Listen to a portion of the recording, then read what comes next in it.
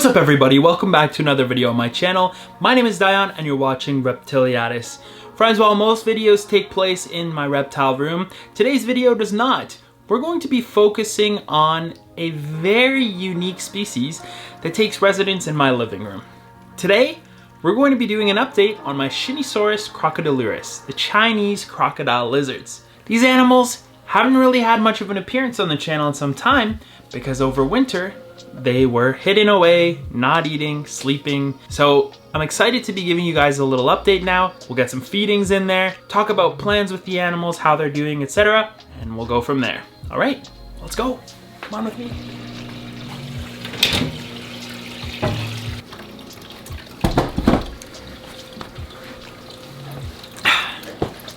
Okay.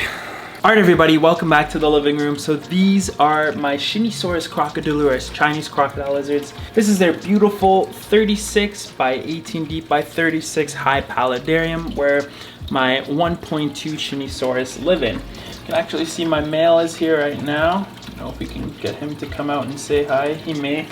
But in any case, the animals are doing fantastic. All three animals are eating, they're doing their thing. They have a shy sort of disposition, I find. So last year we talked about putting my Shinisaurus through a proper winter dormancy. I'm here to sort of give you guys a bit of a confession. The reality is, unfortunately, I did not place them in my cold room space last winter. And now I'm going to explain why. There's two main reasons. One,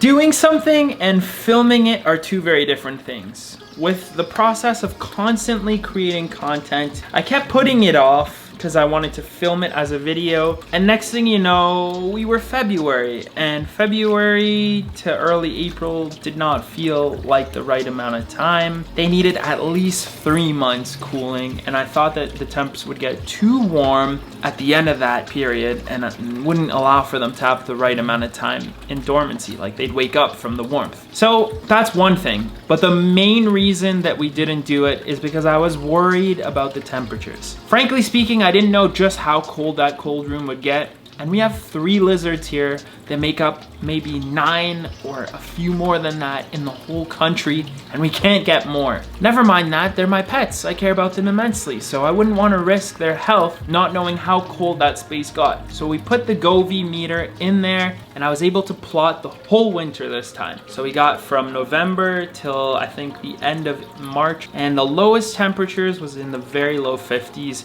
So now we know we're set.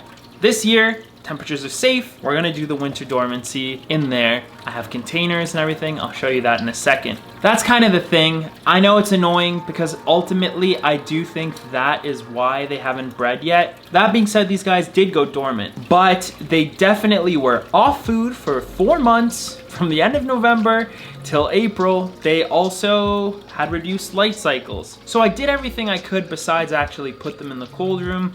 I'm hoping it may lead to something. Maybe the temperatures didn't get cold enough for the females to, produce follicles, for the male to be receptive and want to breed with them.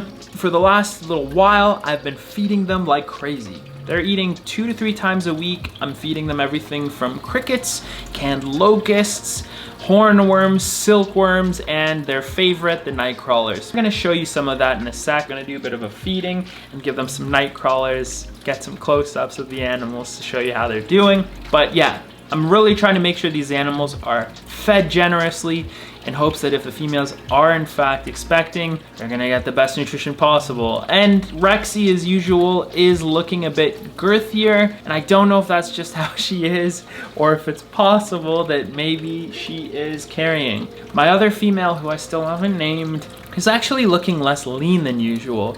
Normally she's a very lean animal, not to say in any unhealthy way, she just isn't as beefy as Rexy, but this year she's definitely put on a bit more weight, so I don't know if that could be a reproductive thing. It's exciting times nonetheless, but I just wanted to give you guys the update that they didn't go through the dormancy I had intended for them to go through. They did go through some form of dormancy and now are very active and eating and doing everything they like to do. Okay, so this, and I just turned the light on ahead, is my cold room space. And I know, it's a little bit crazy in here right now. Tons of supplies. And I wasn't kidding when I said I have a lot of projects coming up. No jokes there. But here is the shelf where we're going to be brumating the Shinisaurus. And here is the Gobi meter that has been measuring everything. Over the winter, I had it on the ground to measure the lowest possible temperatures. And then both of these shelves are going to be housing the leaf turtles and the Shinisaurus over the winter. Both species will be brumating here. But yeah, that's the meter there.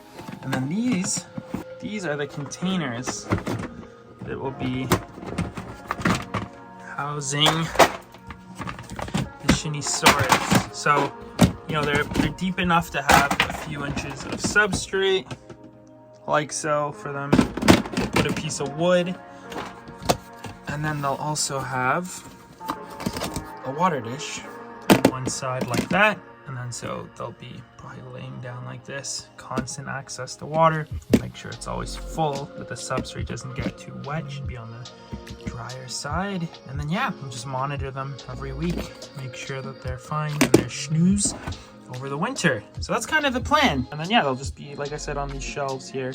Obviously this is gonna be more organized later, but yeah, I'm very thankful and lucky that I have this cold room space, cold cellar. It's perfect for this. That'll be for the next winter. Cross your fingers. I've also made a few modifications to their terrarium here. Nothing crazy, just added some slate to the enclosure so that they have more flat and heat conducting basking spots up top under their 50-watt incandescent bulb.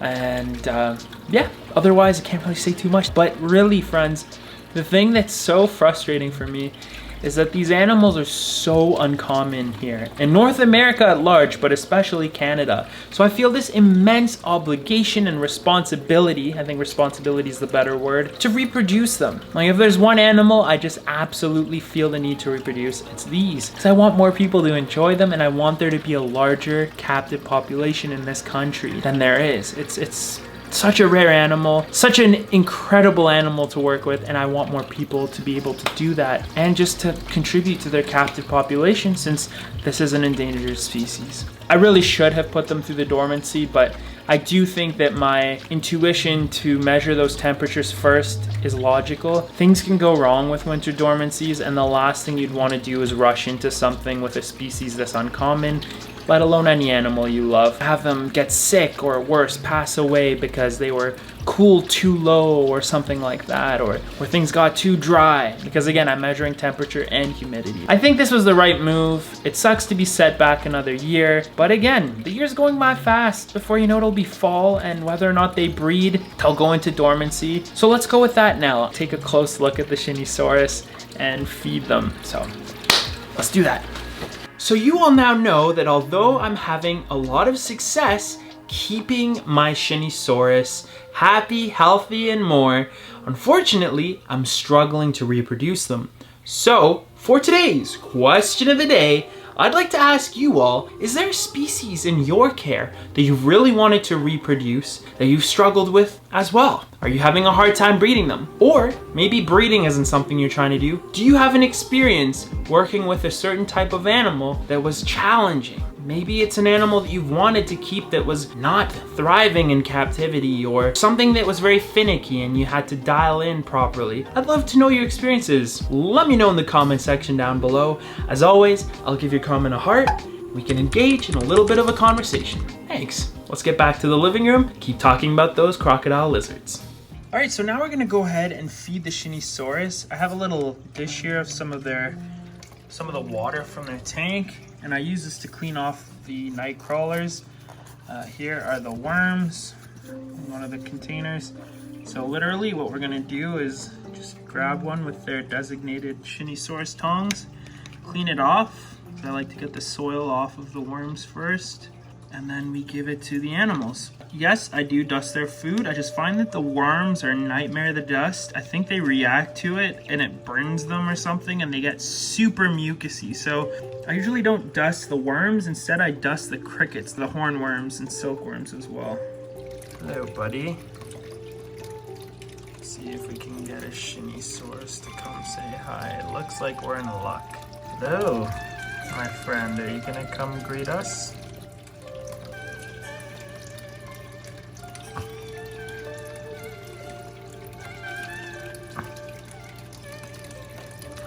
Hello. Look at this handsome lad. Oh, that is mucusy.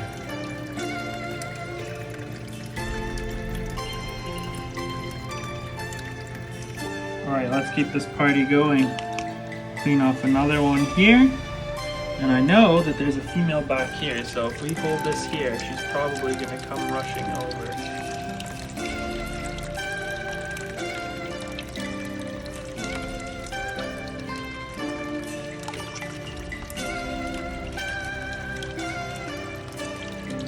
Beautiful lizard.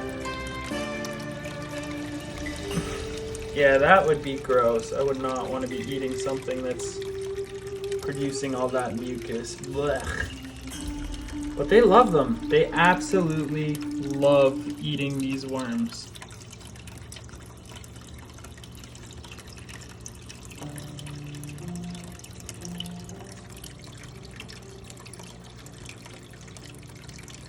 That's a happy girl.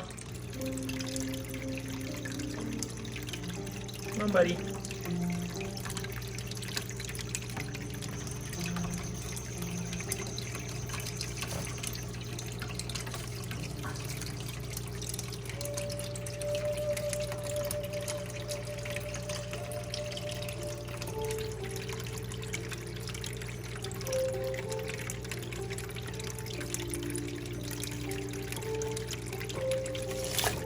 So I ended up having to come back for Rexy because she wasn't out when I tried to feed everybody earlier. Got a nice big juicy earthworm for her. Want this, Rexy? Oh yeah. There we go. There we go. Good girl, Rexy. Happy Shiny.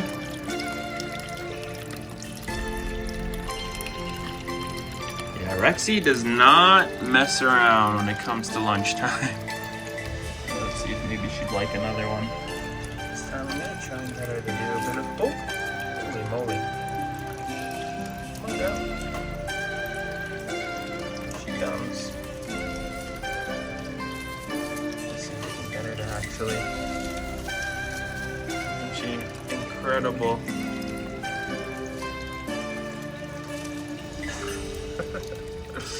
Good girl, Rexy. See what I mean? She's looking kind of bigger. I don't know.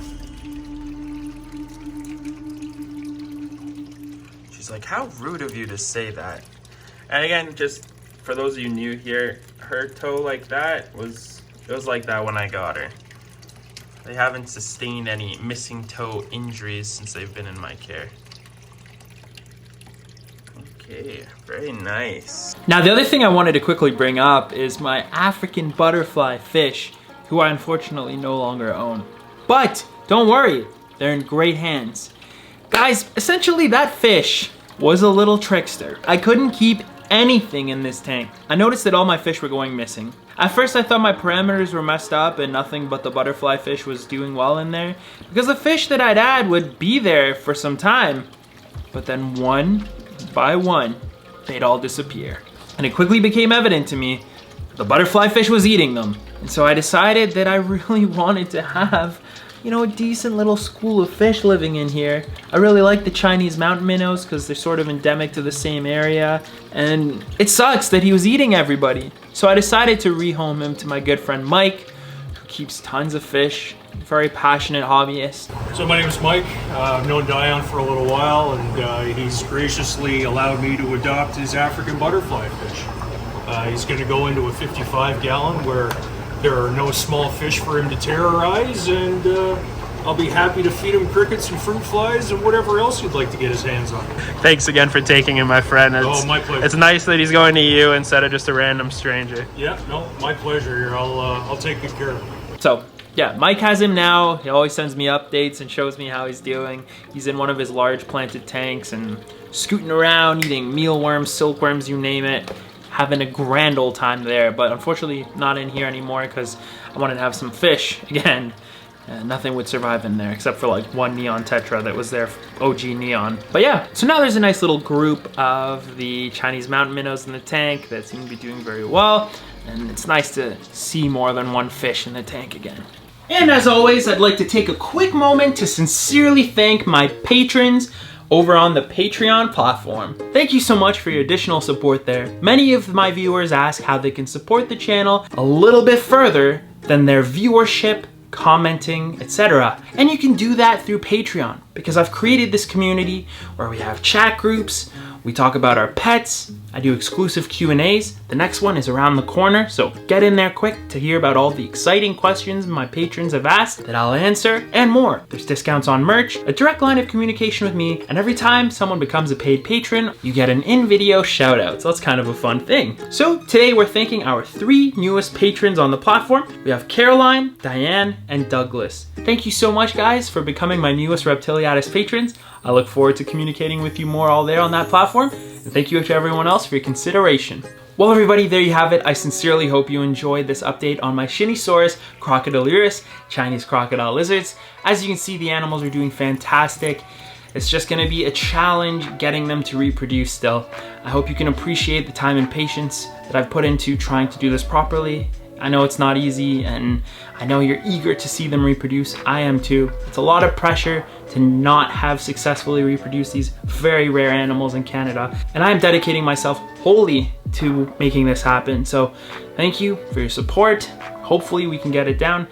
Maybe we can do another ultrasound with Dr. Alec. I'll have to reach out to him. Would you want to see that? Let me know in the comments. You know, you've seen these ultrasound videos.